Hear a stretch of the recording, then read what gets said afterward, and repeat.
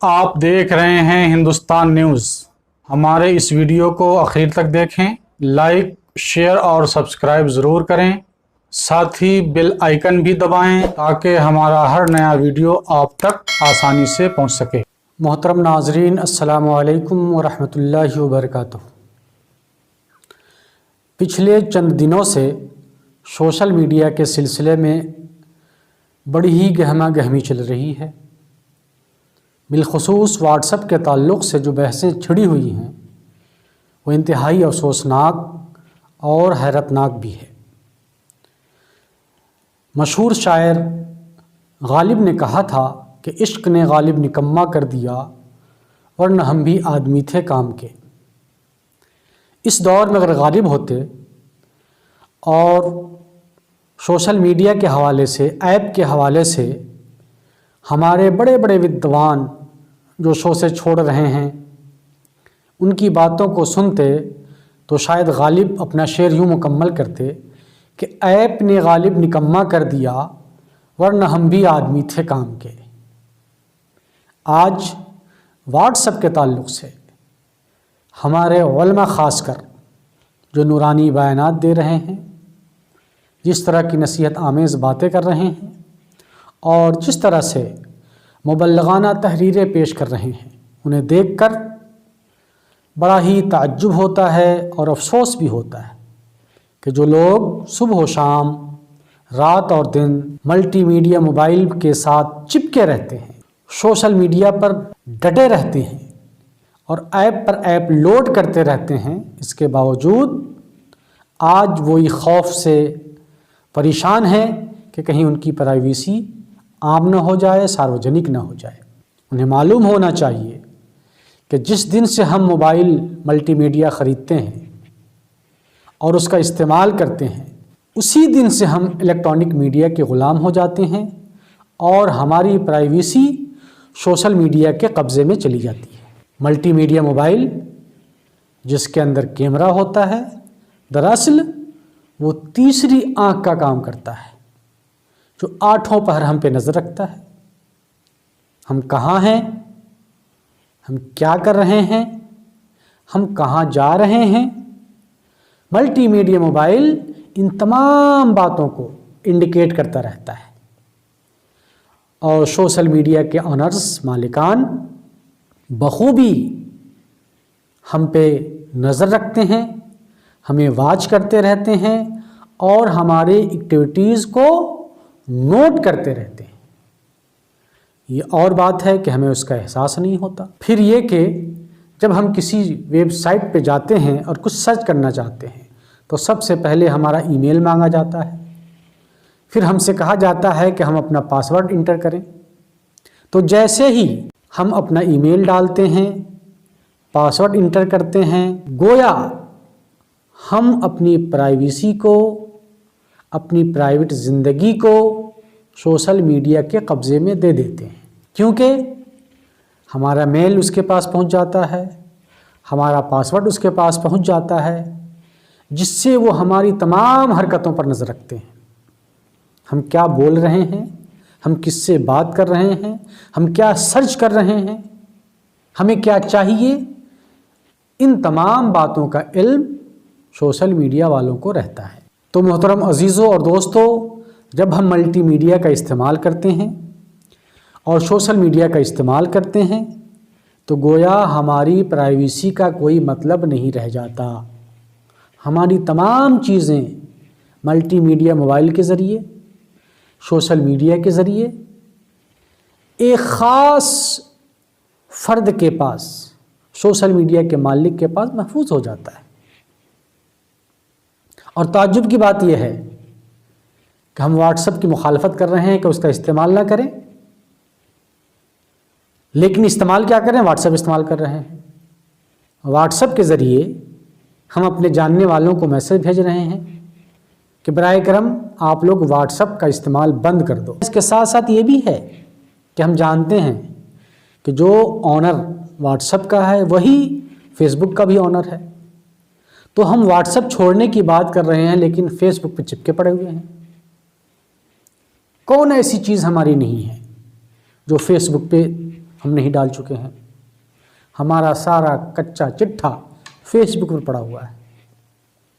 ہماری تمام privacy face بک پر ہے. پھر بھی ہمیں خطرہ ہے، ڈر ہے. یہ تعجب کی بات ہے. اس لیے ہمیں جو کچھ بھی کہنا چاہیے بہت ہی سوچ سمجھ کر کہنا چاہیے. کسی چیز کا بائیکاٹ کرنا چاہیے تو بہت سوچ سمجھ کر کرنا چاہیے. اندھ بھکتوں کی طرح کسی بات کی تائید کرنا یا کسی بات کی حمایت کرنا یہ ہم جیسے اور آپ جیسے عقل مندوں کا کام نہیں ہے. ایسے موقع پر انسان کو ہوش و خرد کو اپنے قابو میں رکھنا چاہیے اور پھر انتہائی غور و فکر کے بعد کوئی میسج یا کوئی پیغام آگے بھیجنا چاہیے، ورنہ آج کے اندھ بھکتوں میں اور ہم میں کوئی فرق نہیں رہ جائے گا. ایک بات اور آج کل یہ بڑے زور و شور سے کہی جا رہی ہے. ہمارے مفکرین، ہمارے ودوان یہ کہتے ہوئے نظر آتے ہیں کہ اب واٹس ایپ کی جگہ ہمیں بیپ استعمال کرنا چاہیے. ایک ایپ جو ہے، ترکی ایپ ہے، یہ تازہ بھی مارکیٹ میں لانچ کیا گیا ہے اور وہ دلیل یہ دیتے ہیں کہ یہ ہمارے بھائی کا ایپ ہے، ہمیں اپنے بھائی کا سپورٹ کرنا چاہیے، اس کی حمایت کرنی چاہیے، اس سے نفع پہنچانا چاہیے تاکہ وہ اسٹینڈ کر سکے، اپنے پاؤں پہ کھڑے ہو سکے. تو ہم اپنے ودوانوں سے اور اپنے مفکرین سے یہ کہنا چاہتے ہیں کہ بیتے دنوں میں ہمارے جذبات سے بہت کھلواڑ کیے جا چکے ہیں.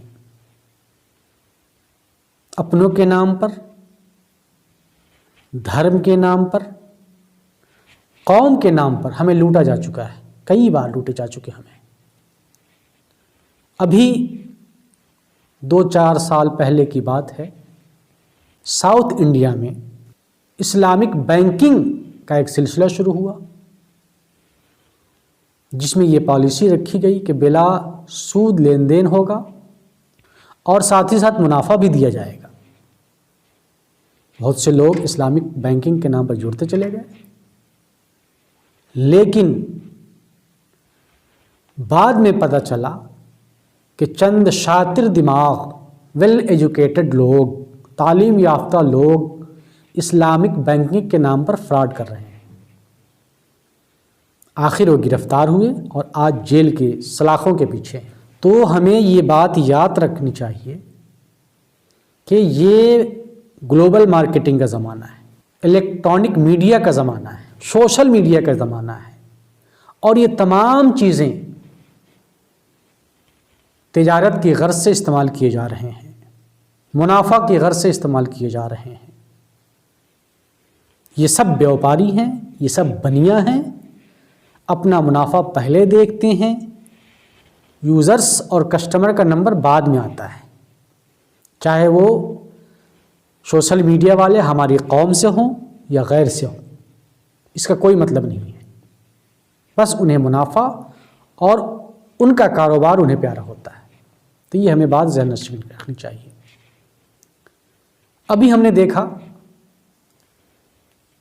کہ واٹس ایپ نے اپنی نئی پالیسی کا اعلان کیا اور فوراً بیپ لانچ کر دیا گیا اور 2-4 دن کے اندر جو ایک خاص طبقہ نے اس کو اپنایا ہے، اس کو اپنے استعمال میں لایا ہے، ایک ریکارڈ بن گیا.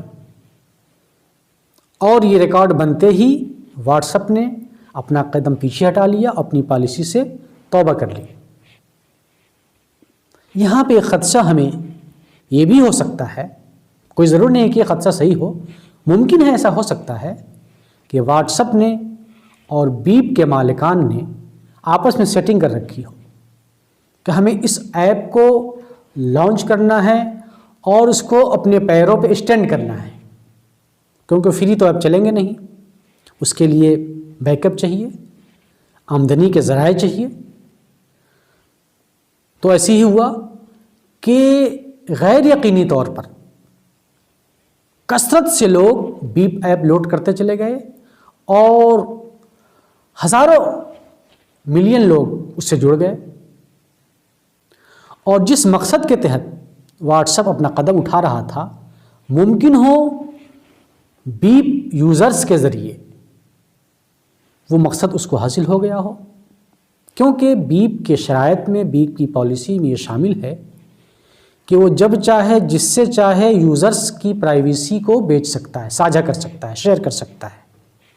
تو ممکن ہو بیپ والوں نے واٹس ایپ کے ذریعے اپنے یوزرز کی پرائیویسی کو ساجھا کر لیا ہو، اور جو کام واٹس ایپ والے کرنا چاہ رہے تھے وہ مقصد پورا ہو گیا ہو، چنانچہ اپنی پالیسی سے وہ پیچھے ہٹ گئے۔ ایک خدشہ ظاہر ہے، یہ خدشہ کا اظہار ہم کر رہے ہیں، کوئی ضرور نہیں کہ ایسا ہو، ممکن ہو ایسا ہو، کیونکہ بیوپاریوں سے ہم کچھ بھی امید نہیں رکھ سکتے۔ اگر ہم رکھتے ہیں تو یہ ہماری مورکھتا ہے اور یہ ہماری نادانی ہے۔